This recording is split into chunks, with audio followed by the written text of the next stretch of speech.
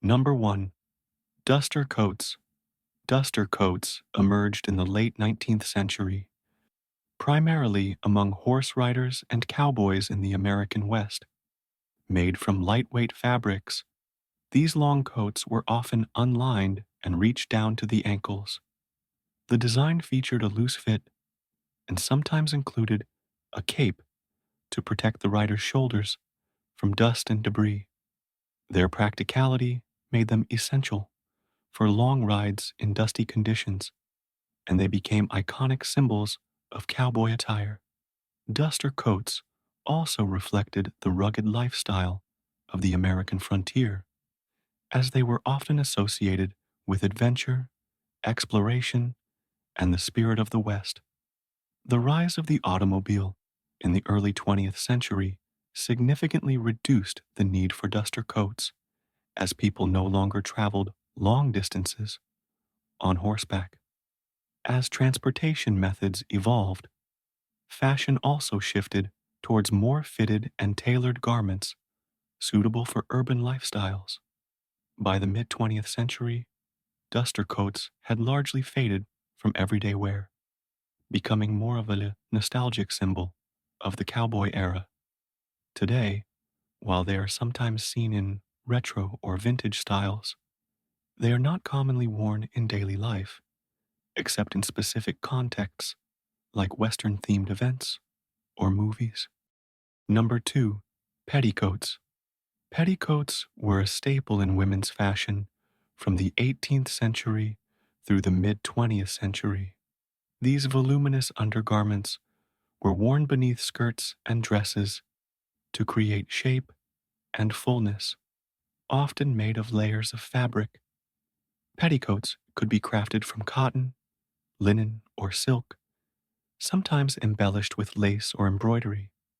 Their design allowed women to achieve the desired silhouette of the time, which included styles such as the bell-shaped skirts of the Victorian era and the fuller skirts of the 1950s. Petticoats were not only practical, providing warmth and modesty, but also played a significant role in the aesthetics of women's fashion, reflecting social status and femininity. The decline of petticoats began in the 1960s with a shift towards more modern, streamlined silhouettes in women's fashion. The introduction of miniskirts, shift dresses, and more relaxed styles made the elaborate structure of petticoats less practical and less desirable. Additionally, the rise of feminist movements encouraged women to embrace more functional and comfortable clothing, further diminishing the appeal of petticoats. By the 1970s, petticoats had largely faded from everyday wear, becoming more of a nostalgic piece occasionally worn for special occasions, costume parties, or vintage-inspired looks. Today, while some contemporary fashion revivals might incorporate petticoat-like elements, they no longer serve the same foundational role in women's wardrobes. Number 3. Breeches. Breeches were a popular style of knee-length pants worn by men from the 16th to the 18th centuries. Typically made from wool, linen, or cotton, they were often tailored to fit snugly around the waist and thighs, flaring out slightly at the knee. Breeches were commonly paired with stockings, creating a distinctive silhouette that was fashionable among the gentry and upper classes. They were associated with formal and semi-formal occasions, reflecting the social status of the wearer. Breeches became an integral part of men's clothing during this period, symbolizing refinement and gentlemanly fashion. The decline of breeches began in the late 18th century, particularly following the French Revolution, 1789 to 1799. As social norms and fashion evolved, there was a significant shift toward more practical and modern styles, with trousers becoming the preferred choice for men. This transition was influenced by changing attitudes toward masculinity and the desire for a more utilitarian approach to clothing. By the early 19th century, breeches had largely fallen out of everyday fashion, replaced by long trousers that offered greater comfort and ease of movement. While breeches can still be seen in historical reenactments, theatrical productions, or specialized attire, they are no longer a common element of modern men's fashion. Number 4. Corsets. Corsets have a long and intricate history, primarily worn by women from the 16th to the early 20th century. Designed to shape the torso into an hourglass figure, they emphasized a small waist and provided structure to dresses and gowns. Corsets were commonly made from materials such as whalebone, steel, and various fabrics like cotton or silk. They were laced tightly around the waist, often leading to a highly stylized and exaggerated silhouette. Corsets were associated with social status and femininity, and their use was prevalent across different classes, although the styles and constructions varied significantly. The decline of corsets began in the late 19th and early 20th centuries, particularly influenced by the suffragette movement. This movement advocated for women's rights and emphasized the importance of comfort and practicality in women's clothing. As women began to seek greater freedom of movement and expression, looser and more liberating styles, such as the drop waist dresses and blouses, became fashionable. The shift towards more natural body shapes and a rejection of restrictive clothing further diminished the popularity of corsets. By the 1920s, corsets had largely fallen out of favor, although they experienced occasional revivals in fashion. Today, while corsets are still worn in specific contexts, like burlesque, historical reenactments, or as fashion statements, they are no longer considered everyday attire. Number 5. Knickerbockers. Knickerbockers are loose-fitting trousers that were typically gathered at the knee and were particularly popular from the late 19th century into the early 20th century. They were especially favored by sports enthusiasts and children, as they allowed for ease of movement during various activities. Knickerbockers were commonly worn for cycling, baseball, and other recreational pursuits. The style was associated with a more playful and casual approach to dress, contrasting with the formal attire that predominated during earlier periods. Knickerbockers became a staple in boys' fashion and were often seen as a symbol of youth and vitality. The popularity of knickerbockers began to wane as fashion evolved in the mid 20th century, with changing trends favoring more fitted trousers and shorts. Knickerbockers gradually fell out of favor for everyday wear. The rise of tailored styles and the influence of modern sportswear led to a shift in what was considered appropriate attire for leisure activities. By the 1940s and 1950s, knickerbockers had become largely obsolete in mainstream fashion, though they occasionally resurfaced in specific contexts, such as retro-themed events or vintage fashion shows. Today, while they are recognized as a nostalgic element of historical attire, knickerbockers are rarely seen in contemporary casual or sportswear. Number 6. Zoot suits. Zoot suits emerged as a prominent fashion trend in the 1940s, characterized by their high-waisted, wide-legged pants and oversized jackets with broad shoulders. This distinctive style became a symbol of the jazz culture and was embraced by African American and Latino youth, who saw it as a form of self-expression and defiance against societal norms. Zoot suits were often associated with a sense of rebellion and individuality, and they played a significant role in the cultural identity of the communities that wore them. The suits were typically made from bright, bold fabrics and featured extravagant details, such as long chains and wide lapels. The decline of the zoot suits can be traced back to the Zoot Suit riots in Los Angeles in 1943, a series of conflicts between servicemen and young zoot suit wearers. The riots were fueled by racial tensions and perceptions of zoot suit wearers as unpatriotic due to the fabric rationing during World War II. As a result of the riots and the backlash against the style, zoot suits fell out of favor, and wearing them became associated with social unrest. By the late 1940s, the popularity of zoot suits had waned significantly, and they were largely replaced by more conventional styles.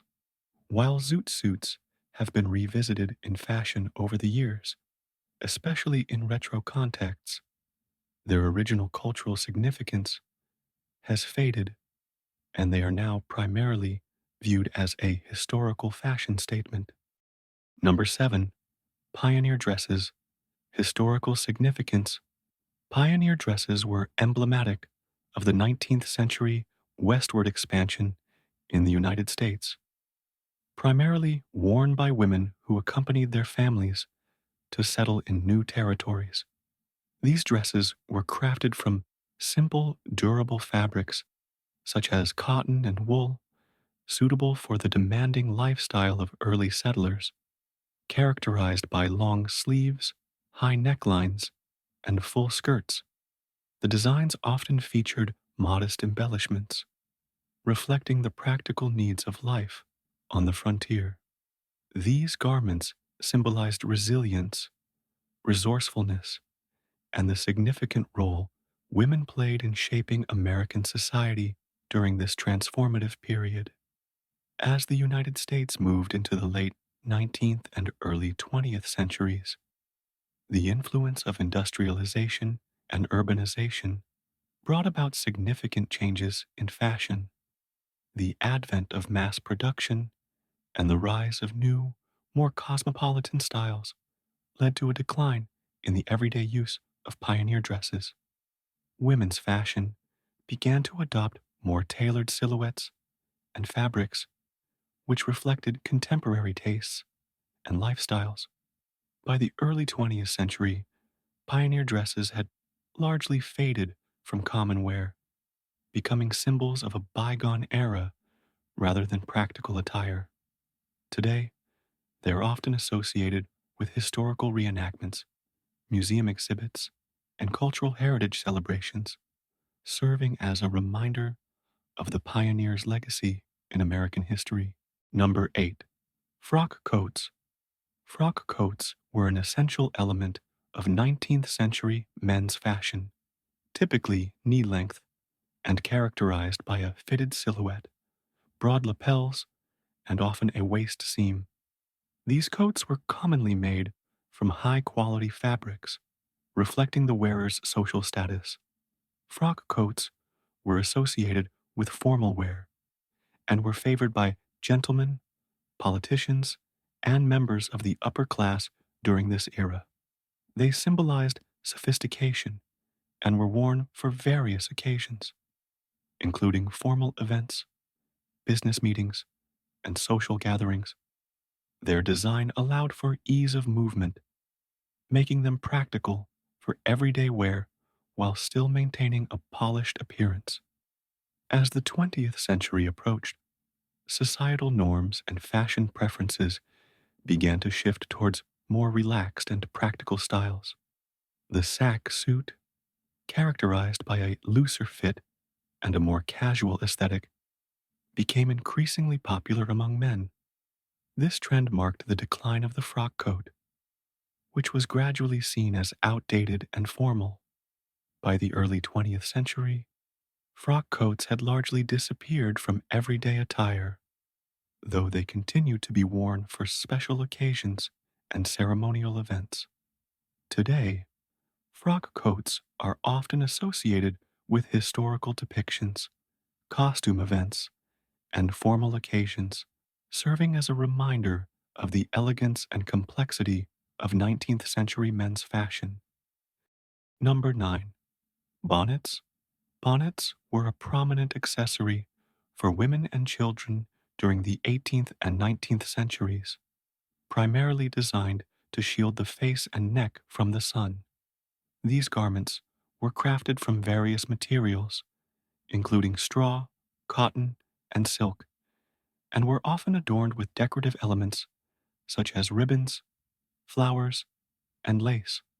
Bonnets served both practical and aesthetic purposes, reflecting the wearer's social status and personal style. They were an essential part of women's attire, symbolizing modesty and femininity, and were commonly worn in outdoor settings, from everyday errands to formal events. As the 20th century progressed, fashion norms underwent significant changes, favoring more modern and versatile headwear. The rise of new styles, including cloches and fashionable hats, contributed to the decline of the bonnet's popularity. The shift towards more practical and casual clothing further marginalized bonnets as a staple accessory. By the mid 20th century, bonnets had largely fallen out of everyday use, becoming associated primarily with children's attire and historical depictions. Today, bonnets are often seen in cultural events, historical reenactments, and vintage fashion contexts, serving as a nostalgic reminder of their historical significance in women's and children's fashion. Number 10. Union suits. Union suits were a popular form of undergarment in the late 19th and early 20th centuries, designed for both men and women. These one-piece garments were especially favored during the colder months due to their ability to provide warmth and coverage. Made from materials like wool and cotton, union suits typically featured a buttoned front and a convenient open flap at the back for ease of use. They symbolized the practical approach to clothing during a time when functionality was essential, especially for those working outdoors or in unheated environments. Union suits became a staple of everyday attire for many, reflecting the era's focus on comfort and utility. With the evolution of fashion and changing societal norms in the mid 20th century, comfort became a higher priority in clothing design. As separate undergarments like briefs and camisoles gained popularity, union suits gradually fell out of favor. Innovations in thermal wear, offering similar warmth without the bulk, further contributed to their decline.